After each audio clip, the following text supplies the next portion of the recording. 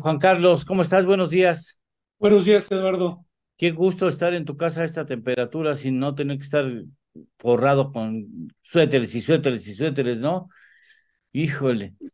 Ahorita está más terrible Acapulco con vientos de 300 kilómetros por hora. Ya afortunadamente se degradó a nivel 2 el huracán, pero a ver qué resultados y qué daños causó este huracán a la entrada al estado de Guerrero. En general, ¿cómo está la situación de las presas en el país?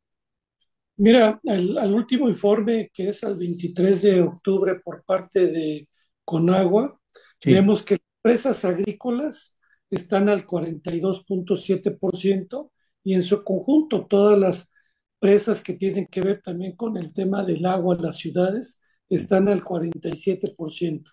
O sea, estamos en una condición muy difícil de sequía en más de 73, 74% de los municipios siguen afectados por sequía, bajó tantito contra la quincena pasada, que era el 79%, y vemos que el 62.5% de los estados presentan más del 50% de la sequía y 23 pues ya no presentan una afectación menor y solamente el 9.3 de los estados no presentan sequía. La verdad, esta es la sequía más alta que hemos tenido desde el año de 1957 y afortunadamente vino el huracán Norma que vino a ayudar principalmente al estado de Sinaloa, aunque va a ayudar a que tengan agua para sembrar sin riego el primer riego de auxilio, pero las presas, Eduardo, de un 28, ayer reportan que solamente subieron al 30%. Mínimo necesita Sinaloa tener sus presas al 52-55% para tener una siembra normal de 800,000 hectáreas. A ver, Estamos viendo de cuánto necesita, perdón que te interrumpa, de cuánto necesitan la nivel de de agua? las presas Sí, entre 52 y 55%. para poder cosechar y no tener problemas en las cosechas. Poder sembrar y poder sembrar 800,000 hectáreas que Sinaloa principalmente es riego, principalmente es el maíz, el frijol, el garbanzo, las hortalizas, y la realidad, ahorita nos reportan 30%, esperemos que a fin de semana mejore, pero no se ve una buena perspectiva. ¡Qué barbaridad! O sea, desde 1957.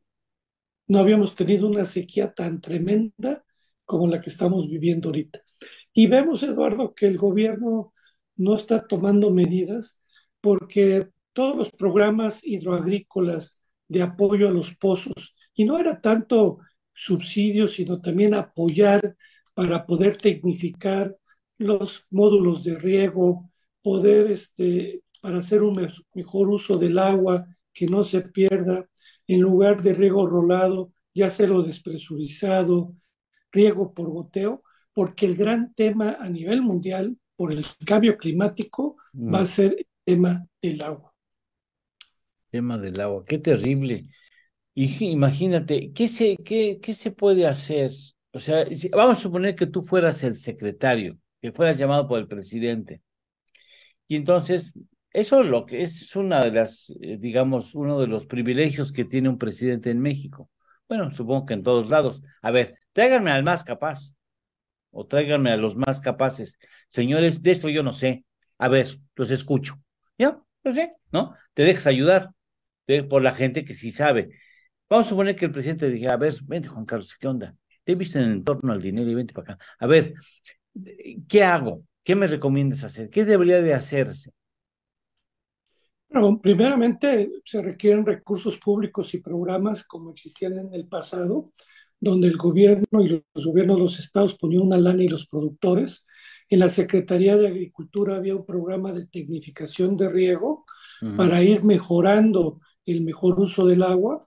Y en la Conagua, a través de la Secretaría de Medio Ambiente, había un programa importante que sigue existiendo pero anteriormente se le dedicaban más de 10.000, 12.000 millones y había fondos de garantía para la inversión en todo lo que es el tema hídrico, para ir mejorando los módulos de riego, pavimentar para que el agua no se pierda, porque acordémonos que el 70% del agua se utiliza para el sector agrícola y se pierde el 50%.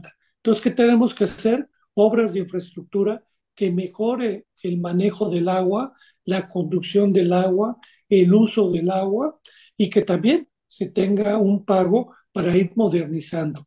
Hay programas de los bancos mundiales, principalmente del BID y Banco Mundial, que dan recursos para la modernización de este tipo de infraestructura que ya no han sido aprovechados.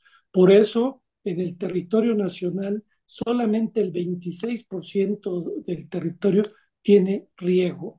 Entonces, si esto lo mejoramos y principalmente el sureste mexicano, donde tenemos el 60% del agua, pero no tenemos distritos de riego como los tiene Sinaloa o Sonora, y ahí tenemos el agua, todo el agua se va al mar y se echa, y pues la perdemos, o hay inundaciones. Se requiere un programa muy fuerte de modernización, de recursos de bienes públicos, que para eso es, para que el sector privado pueda invertir en obras de gran envergadura que hubieron hace muchos años. Hijo, yo sí, yo sí te llamaba, ¿eh? Para que me orientas este asunto. Poco se ha avanzado, tengo la impresión, poco se ha avanzado en la tecnificación del campo, ¿no? Y nada, supongo, en el sur sureste. No, menos en el sur sureste, que es poco la inversión que se ha dedicado, porque recuerda que ahorita que se están haciendo todo esto del tema del transísmico, lo que falta mucho es infraestructura, infraestructura pública como es gas, electricidad, recursos humanos capacitados, porque queremos desarrollar polos en el transísmico, pero si no tienes la infraestructura, que son bienes públicos que el Estado tiene que desarrollar como carreteras y todo, pues ¿quién va a ir a invertir? Entonces, el nearshoring que se habla del sureste, pues no hay las condiciones, todo el mundo se va al norte porque Claro, hay estructura, está cerca de la frontera. claro. Entonces, si el gobierno no le invierte en bienes públicos, y no es este tema de este gobierno, viene desde Fox con el Puebla-Panamá, con el tema de con Peña Nieto, con todo el programa de todas las zonas del sureste mexicano. Si no das tú un apoyo a las empresas, difícilmente van a invertir en esta región que hay muchos recursos. Pues sí, qué barbaridad. Ahora, ¿qué región o qué estado es el más afectado? Mira, actualmente los estados más afectados en sequía es Aguascalientes, Chihuahua, que ahí salió un periódico hablando del grave problema que se tiene en Ajá. el tema ganadero, en el tema agrícola, también el estado de Guanajuato, Morelos, Querétaro, San Luis Potosí y Sinaloa, y le siguen Hidalgo y Sonora, que son los estados que tienen el mayor problema de sequía, el estado de Zacatecas, Durango, que son altamente productores de frijol, no sembraron más que la mitad de lo que deben de producir, y la realidad vamos a tener una cosecha la más baja de los últimos 20 años de Es, frijol. ah, Entonces, hacia allá iba la siguiente pregunta es, ¿cuáles son los productos, las cosechas que están en mayor riesgo? ¿Frijol, uno, dices? uno es el frijol, que vamos a tener la producción más baja, la mitad de la producción que normalmente tenemos de 900 a 1 millón de toneladas, vamos a llegar a 450.000 toneladas, cuando mucho, a 500.000 toneladas, y eso está haciendo que al mes de septiembre ya llevemos una importación récord de 175.000 toneladas de frijol. Pero esto se viene a incrementar porque vamos a tener una producción muy baja de frijol y precios a la alza.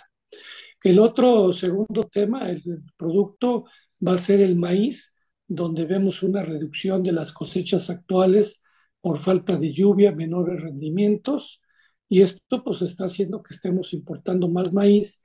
Y si Sinaloa no logra sembrar las 500.000 hectáreas que normalmente aporta, que es el 20% de la producción de maíz, seguramente tenemos una producción a la mitad, que esto va a incrementar la dependencia de importaciones, principalmente de nuestros socios comerciales. Y tercero, el tema de azúcar, que este año terminamos una zafra baja que está llevando que los precios, por el tema de oferta y demanda, tengamos los precios más altos de azúcar y no se prevé que la próxima zafra sea mejor, entonces vamos a seguir viviendo con precios altos de azúcar ante la menor oferta que va a haber. Y a nivel mundial también hay un problema por el tema de sequía en India y Tailandia, que son grandes productores de azúcar. Los precios mundiales van a estar altos. Son los tres principales que vemos y que son súper básicos para la alimentación de todos los mexicanos. Qué barbaridad. Y de eso se ha aumentado la importación, supongo. Sí, actualmente de azúcar se llevan importadas 260,000 toneladas, donde tienen que pagar un arancel de $360 porque está cerrado el mercado. Y aún así, pagando el arancel, es azúcar que se vuelve competitiva, ya que los precios internos están muy altos. El maíz también, y, sí, y frijol, pero esto es apenas comienza, tengo entendido, porque me dice, esto es apenas va comenzando apenas. Sí, lo terrible lo vamos a tener en 2024, donde vamos a ver incrementos en el precio de frijol. El maíz seguramente hasta mediados del otro año, la segundo trimestre, donde pues vamos a tener, si no viene bien Sinaloa, seguramente el precio del maíz blanco, ya que no podemos importar maíz blanco genéticamente modificado para la tortilla, puede presionar que los precios del maíz blanco suban y eso provoque que el precio de la tortilla tenga que aumentar. Qué barbaridad. Bueno, estaremos, como siempre, muy agradecidos por tu presencia en este programa, porque nos ayudas a entender lo que está sucediendo en el país y lo que puede, en este caso, lo que puede venir un poco más adelante con este derivado de la sequía y derivado de la falta de agua en las presas, en general. Te agradezco mucho, como siempre, que estés aquí en esta tu casa. No, gracias Eduardo por invitarme y poder pues, informar de esto a tu público, Muy importante. que con los alimentos no se juega.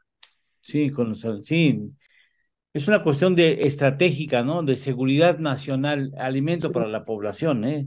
Y Así es, México como que no lo ve así, ¿verdad? Hay países como Japón que están muy atentos a cómo está la producción de alimentos, que producen poco, pero así es. para ellos ese es fundamental y nosotros no lo hemos visto de esa manera.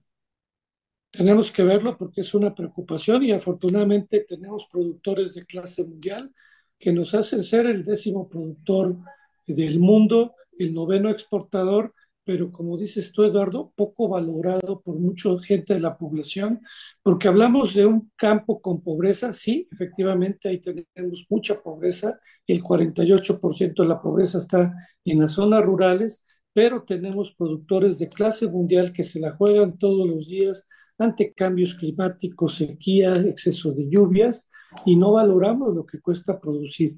Tenemos que apoyar a nuestro sector agropecuario Sí, en el campo, que es lo que nos da de comer. sí, tienes toda la razón. Te mando un fuerte abrazo, muchas gracias. Pronto te Gracias, buen tendremos día a todos. nuevamente aquí, eres muy amable, gracias. Gracias, Miriam, tenemos saludos.